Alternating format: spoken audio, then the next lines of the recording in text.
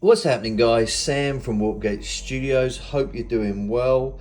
Today I'm going to do a video on brushes, and someone asked me to go through all the different types of brushes, and I tried to go around and grab all of my random different brushes and kind of show you guys what is out there and what's available and what I enjoy using. So let me start with, if you don't have any other brushes, the three brushes that I would probably recommend for miniature painting, let's take all these away, because are probably these three. So these are two from one company called Rosemary and Co. Back in the UK. Beautiful, cheap, but Klinsky Sable.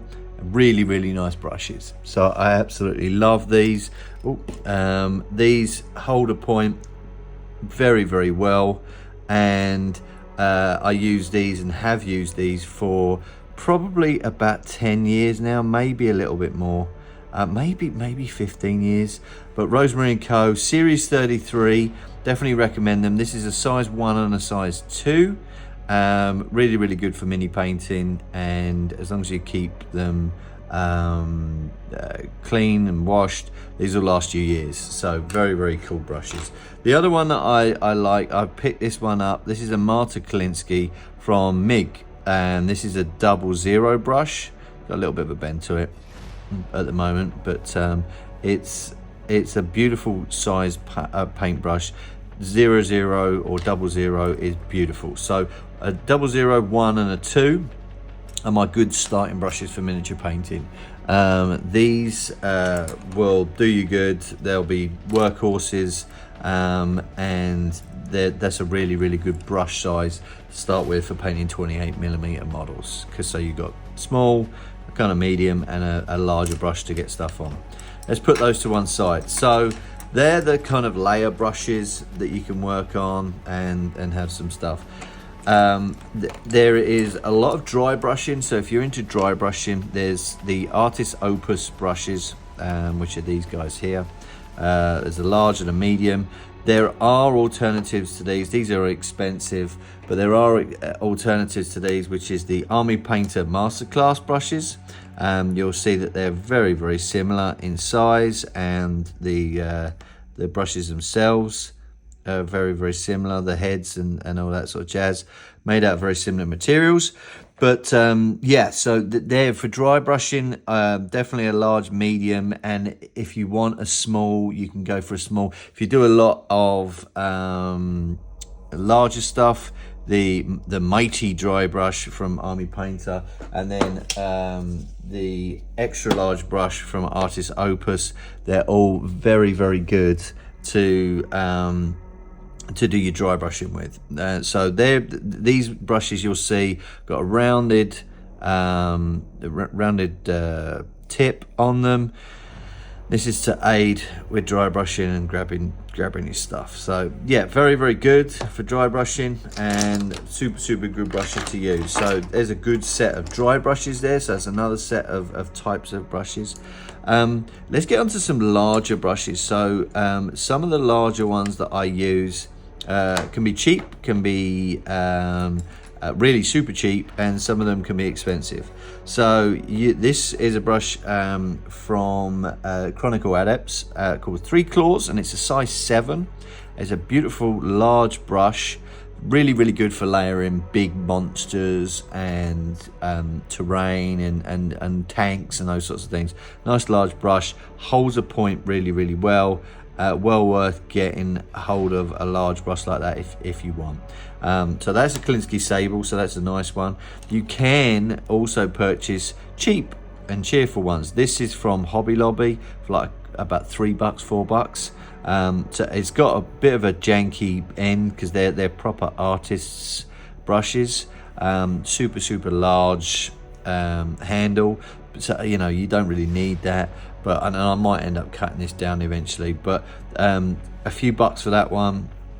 And this is a size 1 round, which is similar to the one that we've got back here, but this is a cheap Chinese made artificial brush that will will not last long, but it'll be good just to slap some stuff on and not worry about it. So, you know, if you're not very keen on spending a lot of money on things, these two brushes will are perfectly good.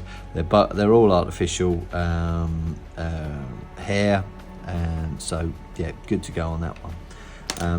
So some cheap alternatives, and then we've got some really weird, janky looking big brushes with flat ends, and some of them have got angled ends like this as well.